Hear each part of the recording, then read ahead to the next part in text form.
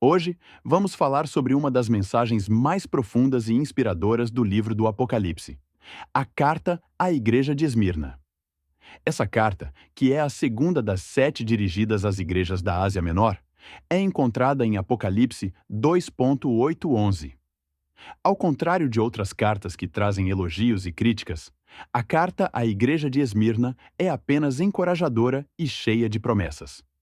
Isso porque a igreja de Esmirna estava passando por um período de intensa perseguição, enfrentando dificuldades que poucos de nós conseguiríamos imaginar hoje. Então, neste vídeo, vamos explorar o contexto histórico e cultural de Esmirna, analisar o conteúdo da carta e refletir sobre o que essa mensagem significa para nós nos dias de hoje. Contexto histórico e cultural de Esmirna. Para entendermos melhor essa carta, precisamos primeiro conhecer a cidade de Esmirna. No primeiro século, Esmirna era uma das cidades mais ricas e influentes da Ásia Menor, hoje parte da Turquia. Era uma cidade portuária com uma localização estratégica, o que a tornava um importante centro de comércio e cultura. Esmirna era conhecida por sua lealdade ao Império Romano e tinha um forte culto ao imperador, o que a tornava um lugar particularmente desafiador para os cristãos. Os cristãos de Esmirna enfrentavam um tipo de perseguição que ia além das dificuldades econômicas.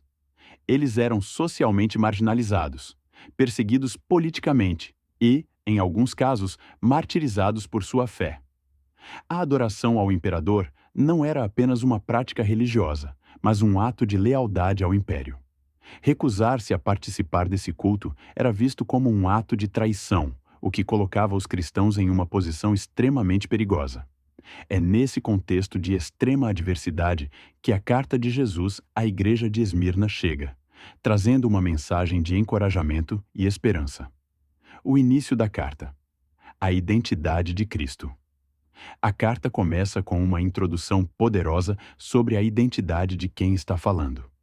Em Apocalipse 2.8, lemos: Ao anjo da igreja em Esmirna, escreva: Estas são as palavras daquele que é o primeiro e o último, que morreu e tornou a viver. Essa apresentação não é por acaso. Jesus se apresenta como o primeiro e o último, enfatizando sua soberania e eternidade. Ele é aquele que existia antes de todas as coisas e que existirá após todas elas. Essa é uma lembrança importante para uma igreja que estava enfrentando perseguição. Jesus, que é eterno, está no controle de todas as circunstâncias. Além disso, ele se apresenta como aquele que morreu e tornou a viver, reforçando que ele venceu a morte. Para uma igreja ameaçada pela morte e pelo martírio, essa é uma mensagem encorajadora e cheia de significado. Se Cristo venceu a morte, seus seguidores também podem ter a certeza de que, mesmo enfrentando a morte, há vitória e vida eterna esperando por eles. O reconhecimento do sofrimento e a verdadeira riqueza. Logo após a introdução, Jesus diz à igreja: Conheço as tuas tribulações e a tua pobreza, mas tu és rico. Essas palavras são carregadas de empatia e conforto. Jesus não ignora o sofrimento da igreja. Ele o reconhece plenamente. A palavra tribulações aqui não se refere apenas a dificuldades menores, mas a um sofrimento intenso e prolongado. A pobreza mencionada é uma pobreza material extrema, resultado da marginalização e da perseguição que os cristãos enfrentavam. Mas Jesus faz uma afirmação que vai contra a lógica humana. Mas tu és rico. Isso nos ensina que a verdadeira riqueza não está nos bens materiais, mas na fé e no relacionamento com Deus. Para Jesus, os cristãos de Esmirna, que não tinham quase nada aos olhos do mundo, eram espiritualmente ricos porque sua fé era inabalável, mesmo sob as piores circunstâncias. Essa declaração é um lembrete poderoso de que a verdadeira prosperidade não se mede por nossas posses ou status, mas pela nossa fidelidade a Deus. É uma lição que ressoa profundamente nos dias de hoje, em uma era em que o sucesso muitas vezes é medido por ganhos materiais. Jesus nos lembra que podemos ser pobres aos olhos do mundo e, ainda assim, ser ricos em espírito e fé. O aviso e a promessa. Jesus não esconde a verdade sobre o que viria a seguir. Ele diz: Não temas o que estás prestes a sofrer. O diabo lançará alguns de vocês na prisão para prová-los, e vocês sofrerão perseguição durante 10 dias. Seja fiel até a morte, e eu lhe darei a coroa da vida.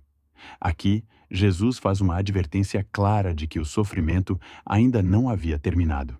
Eles enfrentariam mais perseguição, representada pelo símbolo dos 10 dias, que pode significar um período de tempo limitado, mas intenso. No entanto, o tom da mensagem é de encorajamento. Não temas. Essa frase é um lembrete de que, mesmo em meio ao sofrimento, eles não estavam sozinhos.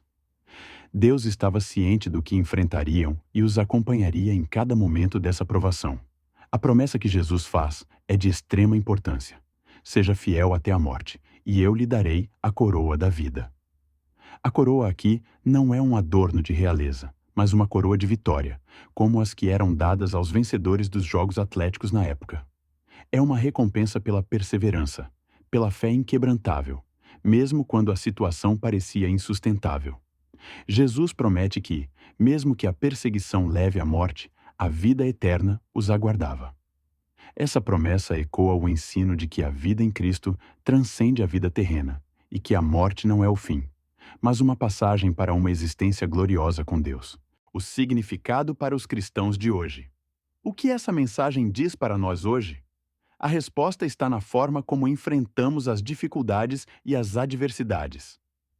Embora nem todos os cristãos enfrentem perseguições físicas e martírios nos dias de hoje, muitos ainda passam por outras formas de desafios: rejeição social, pressões culturais, marginalização por suas crenças e dificuldades que testam sua fé. A mensagem de Jesus à igreja de Esmirna nos lembra que, independentemente da gravidade da prova, Deus vê, reconhece e valoriza nossa fidelidade.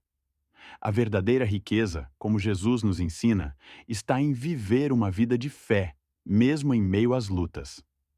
Em um mundo onde o sucesso é frequentemente medido pelo quanto acumulamos ou conquistamos, precisamos lembrar que a prosperidade espiritual é muito mais valiosa. Podemos ser ricos aos olhos do mundo e, ao mesmo tempo, espiritualmente pobres.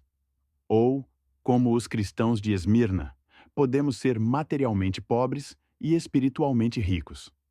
A promessa de Jesus, seja fiel até a morte, e eu lhe darei a coroa da vida, nos desafia a manter a fé mesmo quando é difícil, confiando que Ele recompensa aqueles que perseveram. É um chamado a uma fidelidade que não depende das circunstâncias externas, mas que é firmada na certeza da presença e do amor de Deus. Conclusão. A carta à igreja de Esmirna é um lembrete poderoso e eterno de que a fé verdadeira é testada e fortalecida nas provações. Ela nos mostra que, embora o sofrimento possa ser inevitável, a maneira como respondemos a ele faz toda a diferença. Jesus nos chama a sermos fiéis, mesmo quando enfrentamos as adversidades mais severas, prometendo que a recompensa da perseverança é a coroa da vida eterna. Que possamos aprender com o exemplo dos cristãos de Esmirna e manter nossa fé inabalável, sabendo que, em Cristo, somos espiritualmente ricos e que Ele está conosco em cada desafio.